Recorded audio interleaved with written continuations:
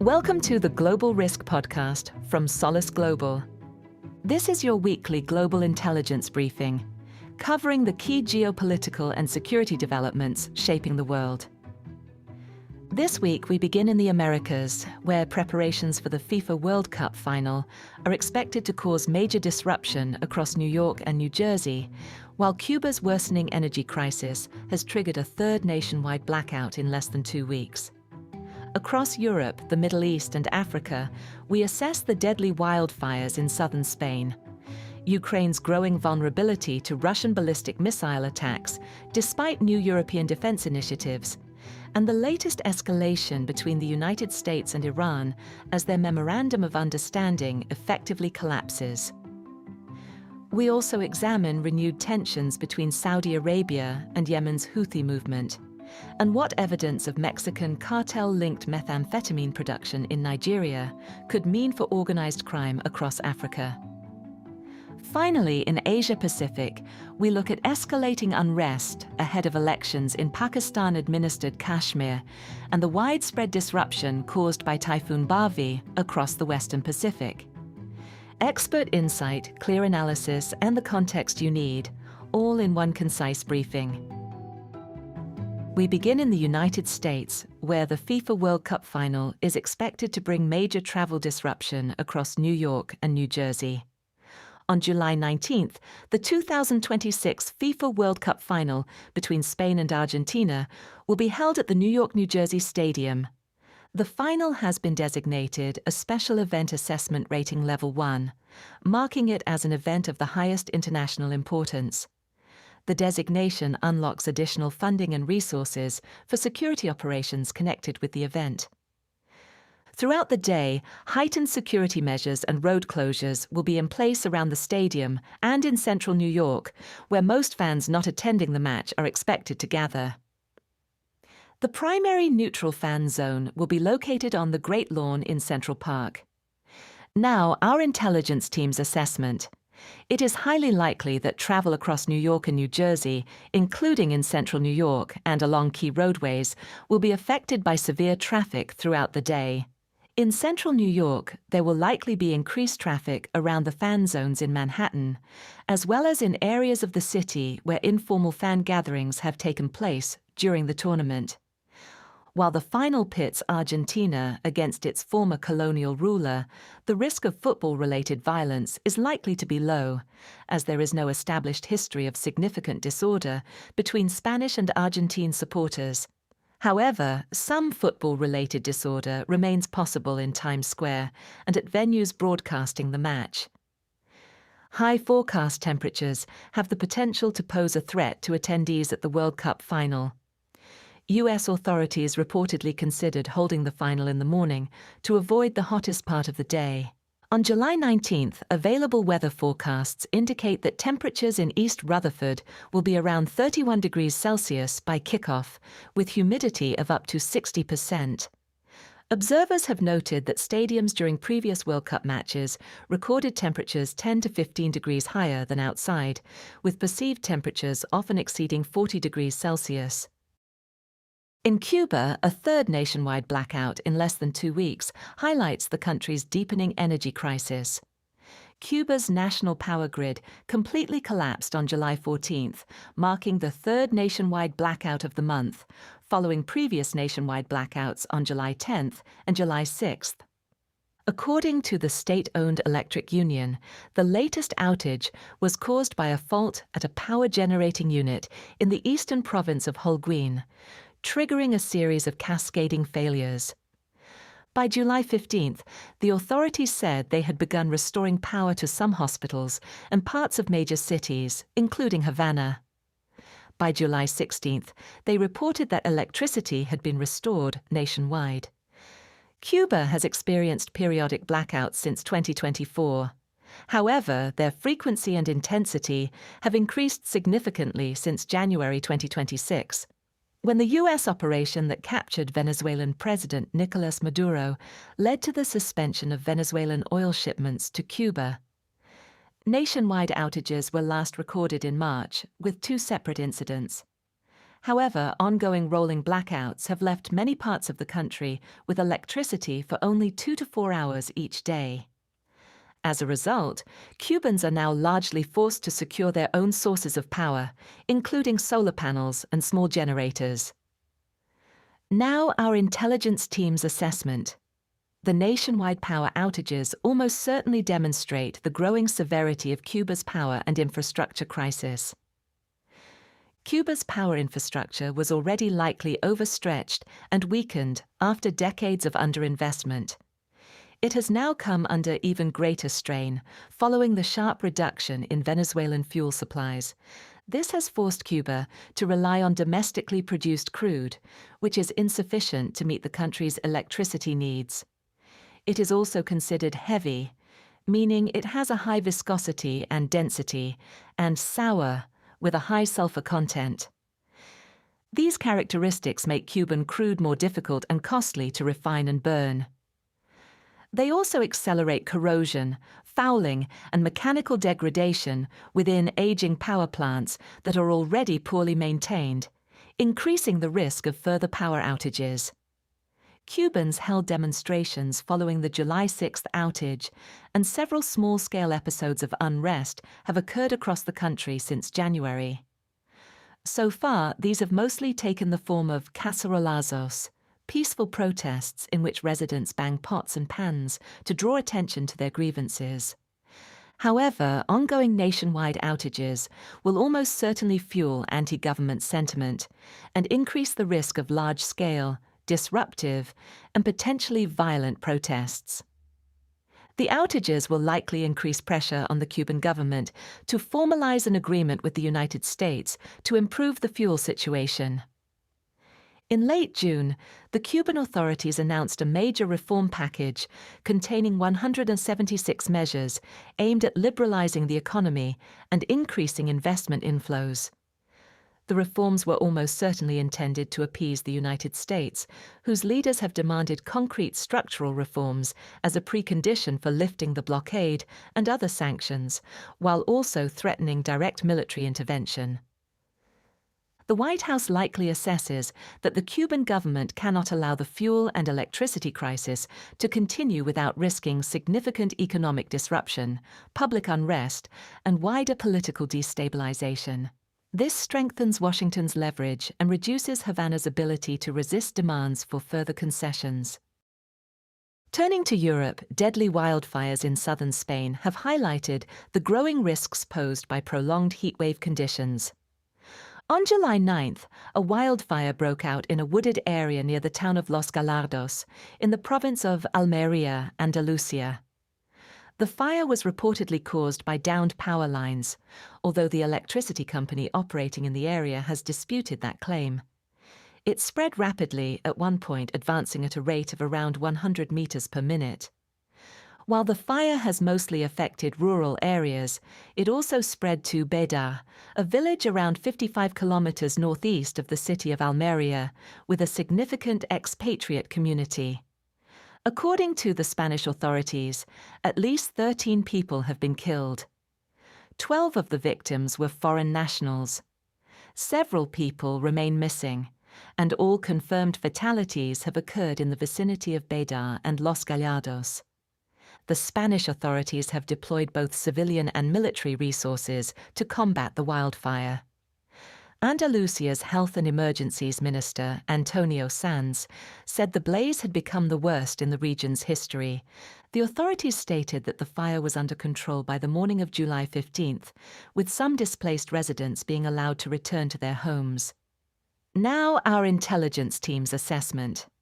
The fire broke out during a severe heat wave, with temperatures above 40 degrees Celsius repeatedly recorded across Andalusia, prompting Spain's state meteorological agency to issue red and orange alerts. Near Almería, temperatures have consistently been around 6 degrees above the seasonal average for this time of year. According to the European Forest Fire Information System, the EU's Wildfire Monitoring Service, parts of Almería province have a fire weather index between extreme and very extreme, levels 5 and 6 on a 6-level scale, with 6 being the highest. The Fire Weather Index takes into account several factors, including moisture levels and the accumulation of dry vegetation, to estimate the risk of wildfires in a given area. Spain's wildfire season also coincides with the peak of the tourism season. In parts of the country where outdoor activities are popular, or where there are large expatriate communities, such as Andalusia, wildfires can pose a severe threat to foreign nationals. While the fire near Almeria was contained after a multi-day effort, the likelihood of further wildfires over the coming months remains high. Forecasts indicate that daily maximum temperatures in the Almeria area are likely to remain above 32 degrees Celsius over the next 2 weeks, with very little chance of rain. Moreover, El Niño can indirectly increase the risk of wildfires in Spain by contributing to warmer and, in some regions, drier conditions that reduce moisture in soil and vegetation. In Ukraine, European allies have launched a new anti-ballistic missile initiative, but critical interceptor shortages are expected to persist. On July 13th, leaders of the Coalition of the Willing convened in Paris. The meeting was co-chaired by French President Emmanuel Macron, UK Prime Minister Sir Keir Starmer, and German Chancellor Friedrich Merz, and was attended by Ukrainian President Volodymyr Zelensky and NATO Secretary-General Mark Rutte. In a joint statement, the co-chairs called for an immediate and comprehensive ceasefire, as well as renewed direct negotiations between Russia and Ukraine, with active participation from the United States and Europe. They also pledged further sanctions and an expansion of measures targeting Russia's shadow fleet, and reaffirmed their commitment to supporting robust security guarantees for Ukraine once a ceasefire takes effect. The statement also declared that the proposed multinational force for Ukraine is ready to operate, with exercises scheduled to take place in the coming months. Due to Ukraine's current critical shortage of anti-ballistic missile interceptors, the Coalition of the Willing largely focused on joint efforts to counter ballistic missile threats. The summit established the Integrated Anti-Ballistic Defense Coalition, comprising Ukraine, Denmark, France, Germany, Italy, the Netherlands, Norway, Spain, Sweden, and the UK. The associated Freyja program was also launched, with the goal of developing an affordable, mass-produced anti-ballistic system within 12 months. Ukrainian and European defense companies attended the program's inaugural meeting. Now, our intelligence team's assessment. The critical shortage of Ukrainian PAC-3 interceptors used in the Patriot air defense system, Ukraine's only reliable means of intercepting ballistic missiles, has highly likely reached the point of near exhaustion in early July. This has almost certainly increased the risk to Ukrainian cities, particularly Kyiv, which has been routinely targeted by large-scale strike packages, as Russian ballistic missiles are now more likely to penetrate air defenses. During large-scale attacks, such as the overnight wave on July 5th to 6th, none of the 29 ballistic missiles was intercepted. Over the past week, an overnight attack on July 10th to 11th included 6 ballistic missiles, with none intercepted. However, during another overnight attack on July 13th to 14th, 8 ballistic missiles were launched, and the Ukrainian Air Force reported that 5 were successfully intercepted. While Ukraine likely retains a highly limited number of advanced Patriot interceptors to defend its highest priority targets, this does not alter the assessment that overall stockpiles have been depleted to near exhaustion.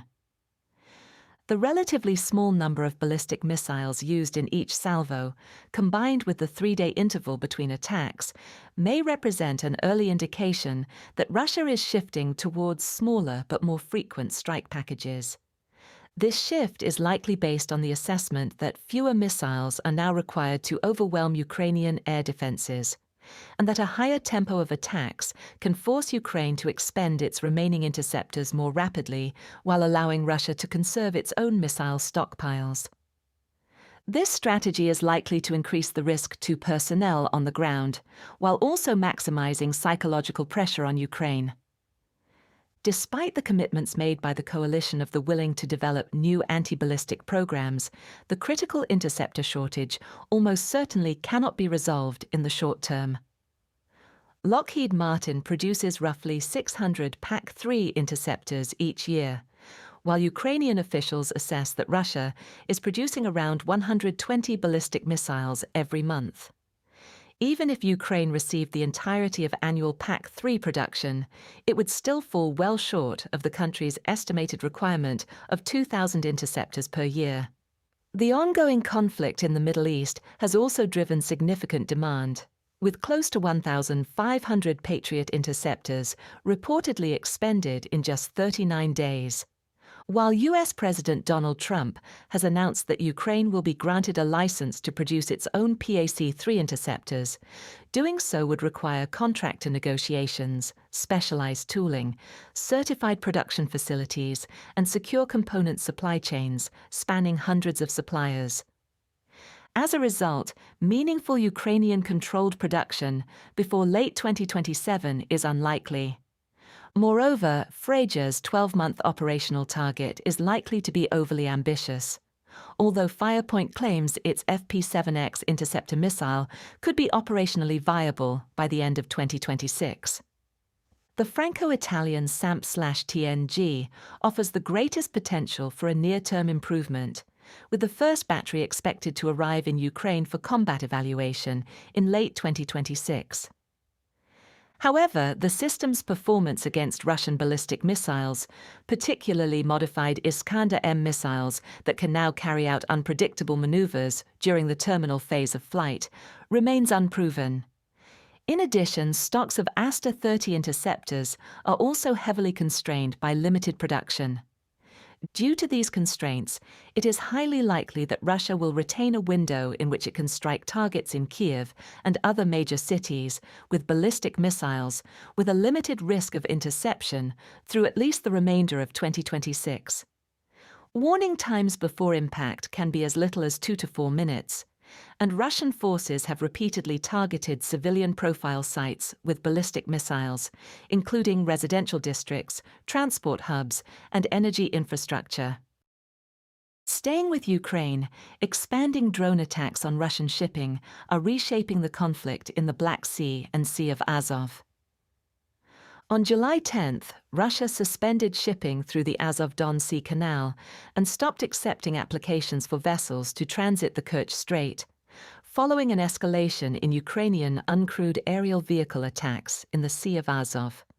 Russian Foreign Minister Sergei Lavrov denounced Ukraine's attacks on shipping as pure terrorism, worse than piracy. On July 14th, Russia's Ministry of Agriculture stated that it was preparing to use alternative shipping routes to the Sea of Azov for grain exports.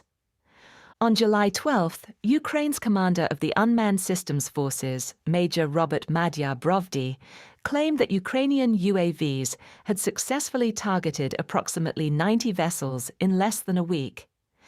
The attacks also coincided with Ukrainian strikes against oil refining and electricity infrastructure in Russia and Russian-occupied Crimea. Reported targets have included oil tankers, cargo ships, tugs, and civilian-profile ferries. However, the majority of vessels targeted have been River Sea-class tankers, relatively small ships capable of operating in both seaports and inland waterways. By July 16th, Ukraine claimed to have struck 136 vessels in just 10 days. Now our intelligence team's assessment.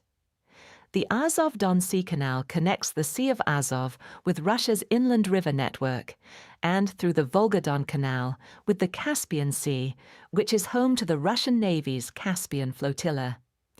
The route is also an important commercial corridor, facilitating the movement of Russian exports from the Sea of Azov to the Black Sea via the Kerch Strait, and onward to international markets. The effects of Ukraine's expanded campaign against Russian shipping are likely to be twofold. The attacks are likely primarily intended to disrupt Russia's maritime logistics network, with vessels operating in the Sea of Azov helping to sustain Crimea and Russian military operations in southern Ukraine. The expanded campaign against shipping also comes at a time when Ukrainian UAV operations have severely disrupted Russian ground lines of communication to Crimea.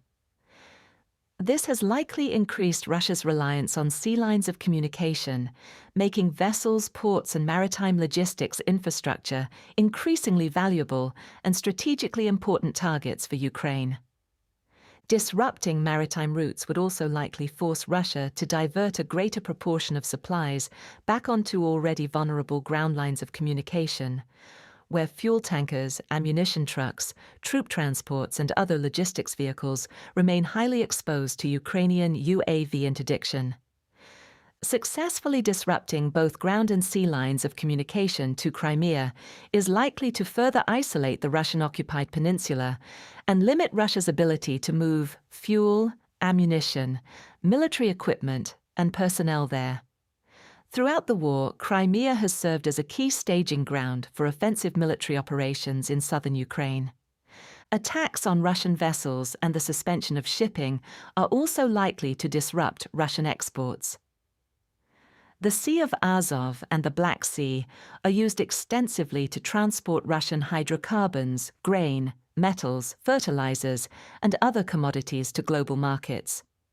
Smaller tankers have likely been the primary targets because they have been conducting ship-to-ship transfers in the Black Sea, moving Russian oil onto larger vessels belonging to Russia's shadow fleet for onward export.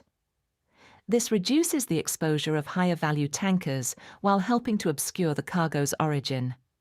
The disruption of Russian exports is likely to impose substantial costs on the Russian economy by reducing export volumes and revenues, while increasing freight, insurance, security, and rerouting costs. If sustained, the strategy could reduce the revenues available to finance the war effort. Ukraine's expanded targeting of vessels in the Sea of Azov and adjacent waterways almost certainly reflects significant gaps in Russian air defense coverage across the area, with small, low-flying Ukrainian UAVs likely able to evade Russian radar detection and approach maritime targets with little warning.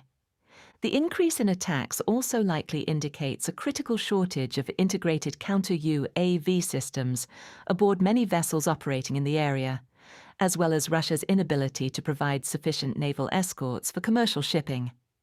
Ground-based counter-UAV systems have only a limited ability to protect vessels in transit because of their constrained detection and interception ranges. They have also been disproportionately deployed to protect assets in mainland Russia. While Ukraine's claims of targeting more than 100 vessels in just over a week remain uncorroborated, Russia's decision to suspend shipping is almost certainly indicative of a significant increase in the threat level. Ukraine's use of UAVs is highly unlikely to sink large commercial vessels because of their limited payload. However, these systems can still start fires, disable critical equipment such as navigational radar, and render vessels temporarily inoperable. Attacks are likely to prioritize exposed components, including bridges, communications equipment, navigation systems, and deck machinery. This strategy will likely allow Ukraine to impose costs on Russia without sinking a vessel, causing mass civilian casualties or triggering an environmental disaster, thereby likely limiting international criticism and reducing the risk of diminished support for Ukraine. Merchant vessels serving Ukrainian ports generally transit close to or within Romanian, Bulgarian, and Turkish territorial waters, placing them within or adjacent to NATO territory. Many are also foreign-flagged or foreign-owned, which likely makes targeting them far more escalatory. Moreover, Ukraine has established overland export corridors and does not rely on sea lines of communication for military sustainment. However, Russia is likely to retaliate by increasing attacks on vessels in Ukrainian territorial waters, particularly those at anchor or in port.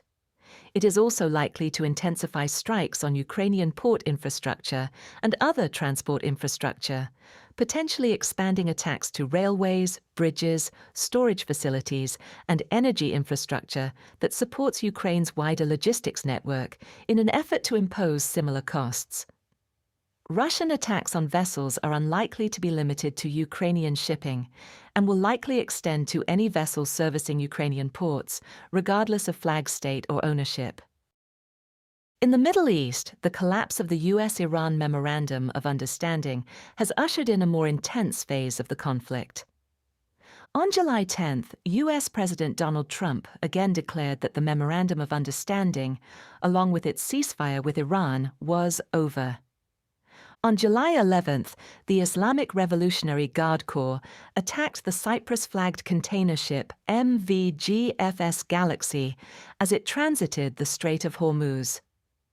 The IRGC stated that it had fired a warning shot at a vessel attempting to use an unauthorized route and declared the Strait of Hormuz closed until further notice.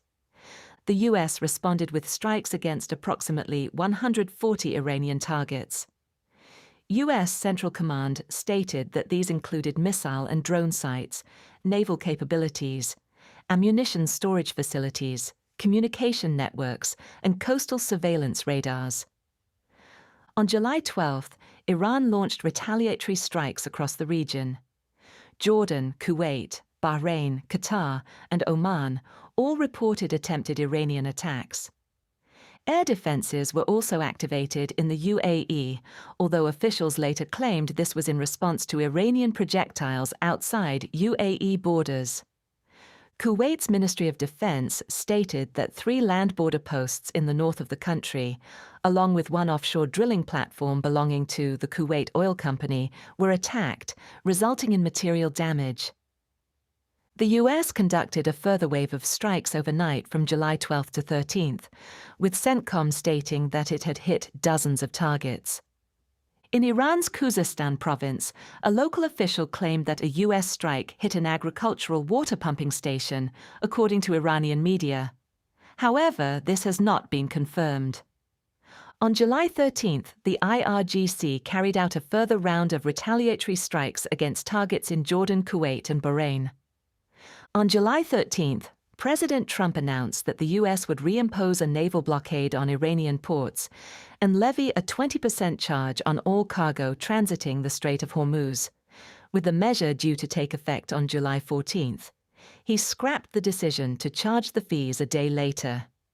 Also on July 13th, the UAE's Ministry of Defense reported that Iranian missiles hit 2 UAE tankers in the Strait of Hormuz. The IRGC claimed it had struck and disabled 2 rogue supertankers that had ignored warnings and attempted to pass through an unauthorized route. Overnight from July 13th to 14th, the US conducted a 3rd consecutive night of strikes during a 5-hour mission. According to CENTCOM, the targets included Bushehr, Chabahar, Jask, Konarak, Abu Musa, and Bandar Abbas. Iran then launched further waves of retaliatory strikes against targets in Jordan, Bahrain, and Kuwait. During these attacks, an Iranian missile targeting Bahrain reportedly used a cluster munition warhead. However, the exact target remains unconfirmed, although it has been reported as US military facilities in Bahrain. On July 14th, President Trump held a Situation Room meeting, reportedly to discuss a potential significant further escalation of US strikes against Iran. In an interview with US media, President Trump threatened that strikes would be carried out against Iran's bridges and power plants the following week, unless they get to the table and negotiate. Overnight, from July 14th to 15th, CENTCOM conducted a 7-hour wave of strikes against dozens of military targets near the Strait of Hormuz and along Iran's coast. Iranian media reported explosions in Bandar Abbas, Qasem, Hengam, Sirik, and Bushehr. On July 15th, the IRGC carried out retaliatory strikes against targets in Bahrain, Kuwait, and Jordan. The US conducted further waves of strikes on July 15th and 16th, marking a 6th consecutive day of operations.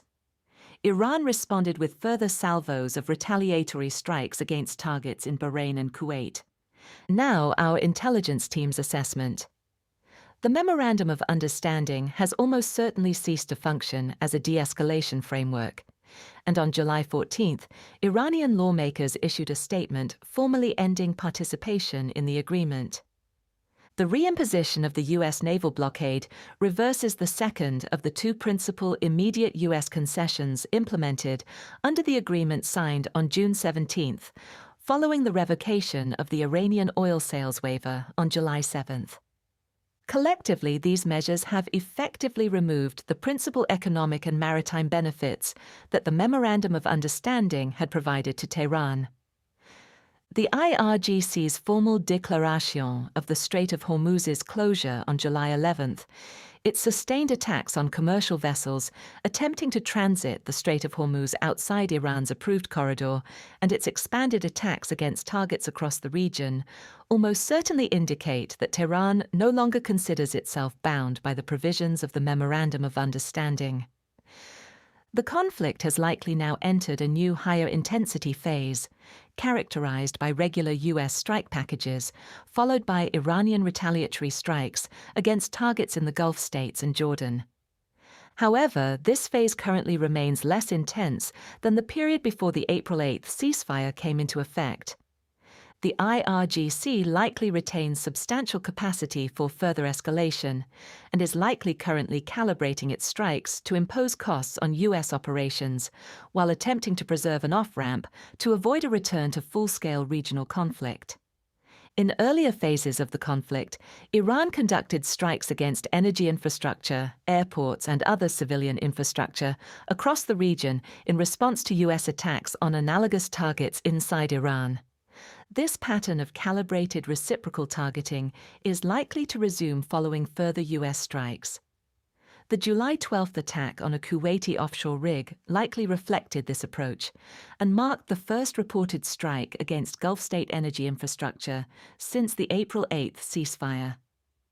President Trump's explicit threats to strike bridges and power plants establish an escalation pathway that would expand U.S. targeting from military and maritime capabilities to civilian and dual-use infrastructure. Based on Iran's established doctrine of reciprocal targeting, U.S. strikes against Iranian bridges or power plants would likely trigger Iranian strikes against analogous civilian infrastructure in the Gulf states. Likely targets include energy infrastructure, desalination and power plants, international airports and ports, and bridges, with the King Fahd Causeway between Saudi Arabia and Bahrain likely representing a particularly high-profile and high-impact target for Iran. The reported use of Iranian cluster munitions against Bahrain remains unconfirmed. However, if accurate, it would almost certainly mark an escalation in Iranian attacks against targets in the Gulf states, as cluster munitions have previously only been used by Iran against Israel. If repeated, their use would almost certainly increase the risk of collateral damage. The Israeli military assessed that approximately half of all Iranian ballistic missiles fired at Israel during the current war were equipped with cluster warheads and were responsible for many civilian casualties and significant infrastructure damage. Iranian cluster warheads release dozens of submunitions at high altitude, dispersing them over a radius of several kilometers to maximize the affected area. The use of cluster munitions over a densely populated island such as Bahrain would almost certainly increase the risk of civilian casualties, while also leaving large quantities of unexploded ordnance. The potential involvement of Iranian-backed Iraqi militias in the attacks on Kuwait's northern border posts likely indicates that Tehran is willing to activate proxy forces to broaden the scope of retaliation and threaten further escalation. It is also likely that the Houthis would not have challenged the Saudi blockade of Yemen or carried out attacks on Saudi Arabia without support from Tehran. The IRGC's repeated threats to close the Bab al-Mandeb Strait with Houthi support may also be intended to increase Iran's leverage. Elsewhere in the region, a Houthi attack on southern Saudi Arabia marks the most serious rupture in the Saudi-Houthi truce since 2022.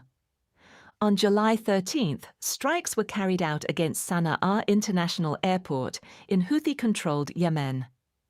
The Yemeni armed forces of the Saudi-backed, internationally recognized government claimed that they conducted the strikes to prevent an Iranian aircraft from landing on Yemeni soil, while the Houthis claimed that the strikes were carried out by Saudi Arabia. Later the same day, the Houthis launched an unspecified number of ballistic missiles and attack drones against Saudi Arabia. In a statement, the Houthis claimed that the attempted strikes targeted Abha International Airport, while Iranian media reported that King Khalid Air Base was also targeted. King Khalid Air Base is located in Khamis Mushait, close to Abha. A spokesperson for the Saudi-led coalition against the Houthis stated that the ballistic missile threat was successfully intercepted. However, unverified footage shows smoke rising from King Khalid Air Base, which could indicate that at least one Houthi projectile successfully penetrated Saudi air defenses and struck the base. Now, our intelligence team's assessment. The exchange of strikes follows the recent escalation between the Houthis and Saudi Arabia since July 3rd, which was also triggered by an Iranian aircraft attempting to land in Sana'a. Saudi Arabia has enforced a blockade of Houthi-controlled Yemen since 2015, and these Iranian flights violate that blockade. On July 7th, a senior Houthi official issued an ultimatum to Saudi Arabia, threatening to close the Bab al-Mandeb Strait and the Red Sea to Saudi shipping if the blockade was not lifted. Following the events of July 3rd, the Houthis also threatened that any further airspace violations by Saudi Arabia would be met with retaliatory strikes against Saudi airports and other vital interests on land and sea. The Houthis have likely been emboldened by an increasingly Islamic Revolutionary Guard Corps-dominated regime in Tehran, which is less risk-averse and is likely seeking to weaponize the threat of closing the Bab al-Mandeb Strait to increase its leverage over the US and its allies in the Gulf. IRGC-affiliated media have repeatedly threatened that the Bab al-Mandeb Strait could be closed, an action that would almost certainly require Houthi support.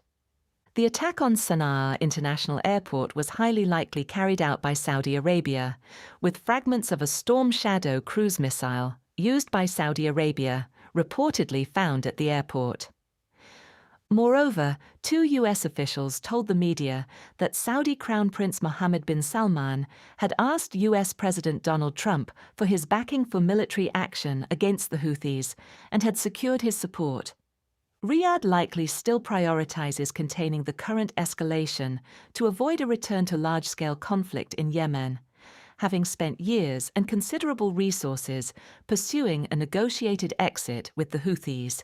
Saudi Arabia's intervention in Yemen carried significant reputational costs and undermined its attractiveness to investors.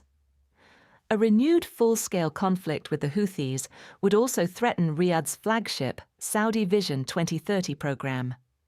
However, lifting the Saudi blockade and re-establishing an Iran-Houthi air corridor would almost certainly improve Tehran's ability to supply the Houthis, increasing the long-term threat to Saudi Arabia and international shipping. This scenario is highly likely untenable for Riyadh, shaping its decision to continue enforcing the blockade despite the risks of further escalation. The attempted Houthi strikes against Saudi Arabia almost certainly represent the most serious rupture in the Saudi-Houthi truce since 2022. A failure to de-escalate could increasingly draw the Houthis into the conflict and open a second attack vector against Saudi Arabia from Yemen. Potential escalation pathways include renewed Houthi ballistic missile and drone campaigns targeting Saudi airports, desalination plants, energy infrastructure, and military assets. Given the de facto collapse of the Memorandum of Understanding between Iran and the US, combined with the likely return to a higher intensity phase of the broader conflict in the Middle East, Tehran may seek to activate the Houthis to carry out wider attacks against US and allied interests across the region, or renew efforts to disrupt commercial shipping through the Bab al-Mandeb Strait. The potential involvement of Iranian-backed Iraqi militias in the attacks on Kuwait's northern border posts on July 12 may indicate that Tehran is now willing to activate proxy forces to broaden the scope of retaliation and threaten further escalation. The Houthis stated that they warn all airlines against flying through Saudi Arabian airspace and urge them to take our warnings seriously until the blockade on Sana'a International Airport is lifted. This highly likely indicates that airports are currently the Houthis' main target priority, with their attack following the strikes on Houthi-controlled Sana'a International Airport. This assessment is further reinforced by threats from Mohammed al-Bukhaiti, a member of the Houthi political bureau, who stated that the strikes on Sana'a gave the Houthis the right to strike their airports to impose on them a siege just as they have done to us.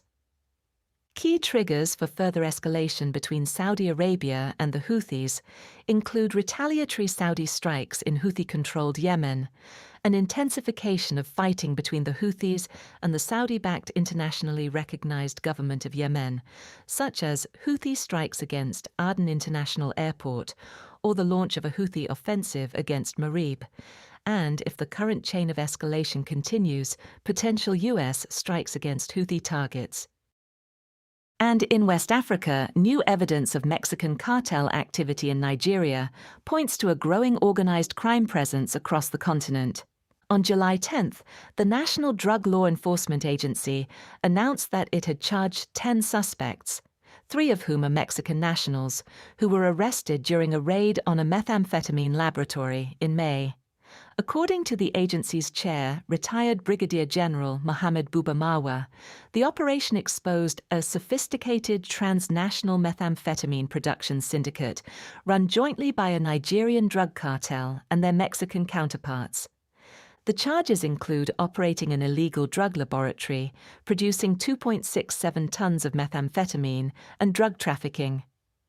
The arrest took place during coordinated raids between May 16th and 18th on 2 upscale properties in Lagos and neighboring Ogun State. The seized drugs had an estimated street value of $363 million. The defendants pleaded not guilty to the charges. Now our intelligence team's assessment.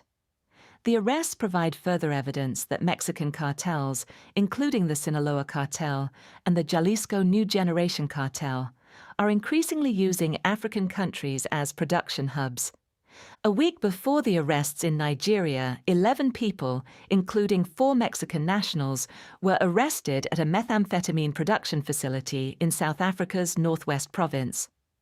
The facility contained more than 481 kilograms of methamphetamine, with an estimated value of approximately $61 million. The raid was the 4th linked to Mexico-based cartel networks in South Africa over the past 2 years. Mexican cartels have previously used Africa as a transit corridor for cocaine, establishing cooperative partnerships with criminal syndicates, jihadist groups, and, in some cases, law enforcement in countries including Senegal, Guinea-Bissau, Mali, Nigeria, Kenya, Mozambique, and South Africa. The cartels reportedly exploit transit routes linking Mexico and other Latin American states to the Gulf of Guinea, and onward via the Cape route into South Africa.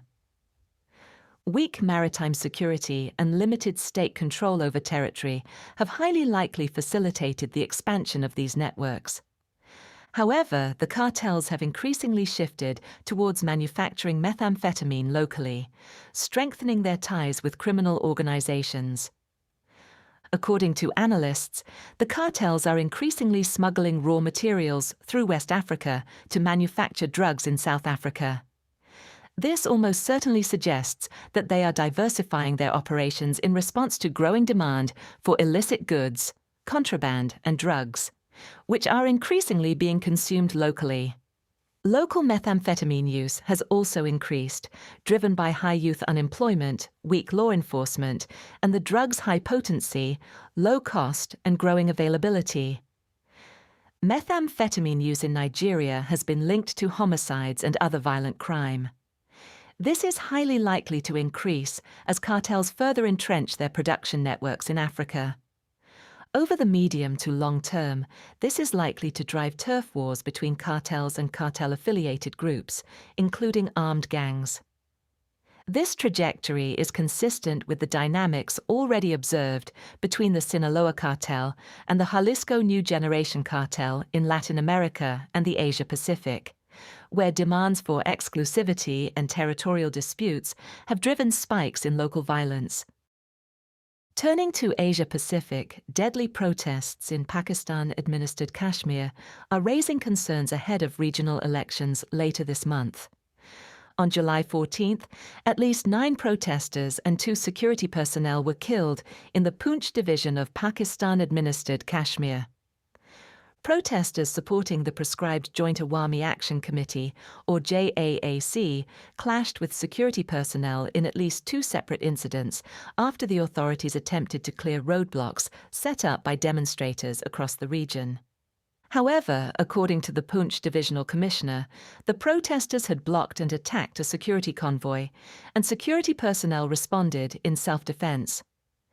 The violence occurred ahead of a planned Jack March on July 15th towards Muzaffarabad, the capital and largest city of Azad Kashmir, and followed several weeks of protests over disputed reserved seats in the regional legislative assembly.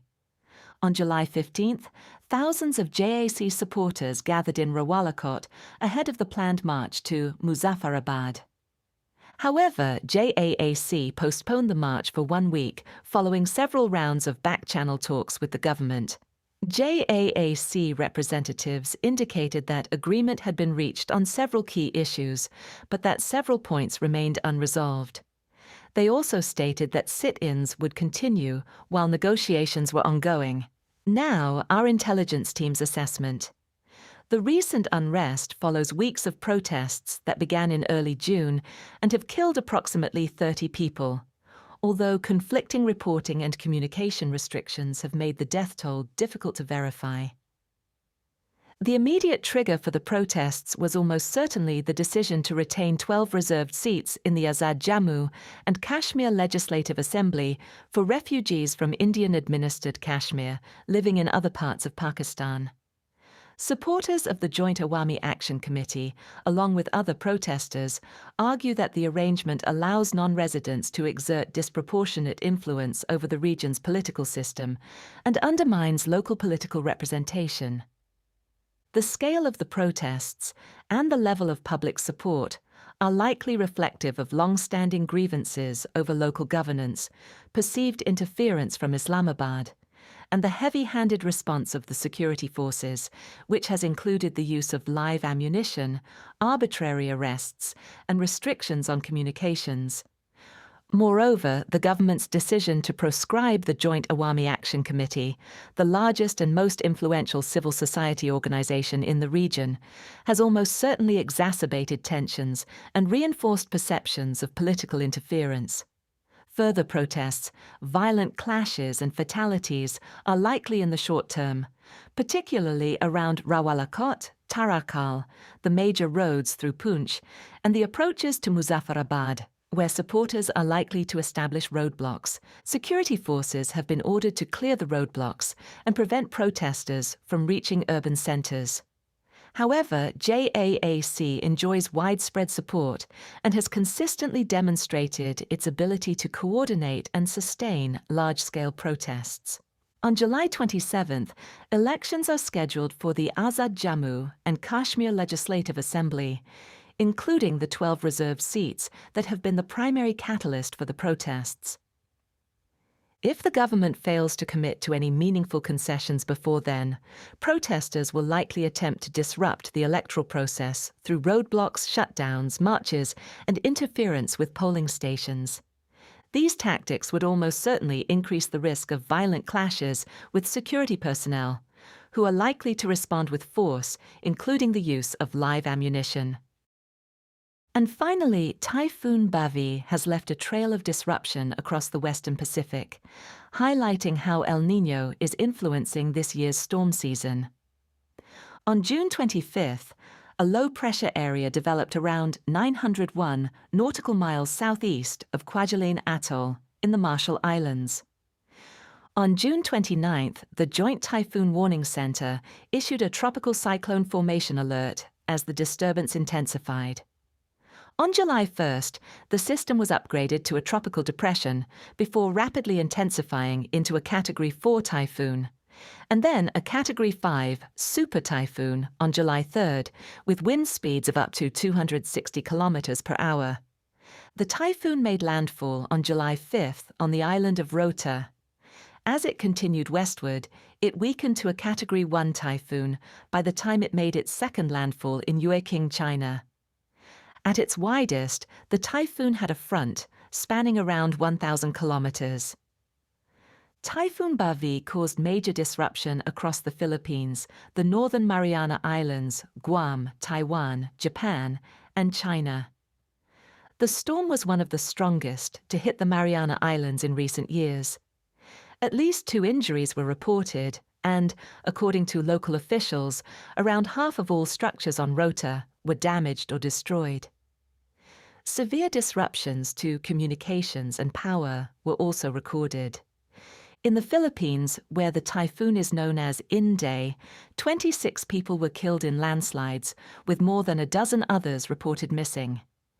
In China, the typhoon prompted mass evacuations, with authorities issuing evacuation orders for around 2 million people in Zhejiang province alone. Tens of thousands more were also evacuated from the neighboring provinces of Fujian and Shanghai. Shenyang was among the hardest-hit areas. On July 13th, authorities closed 73 flooded road sections, while many bus and rail services were delayed or cancelled.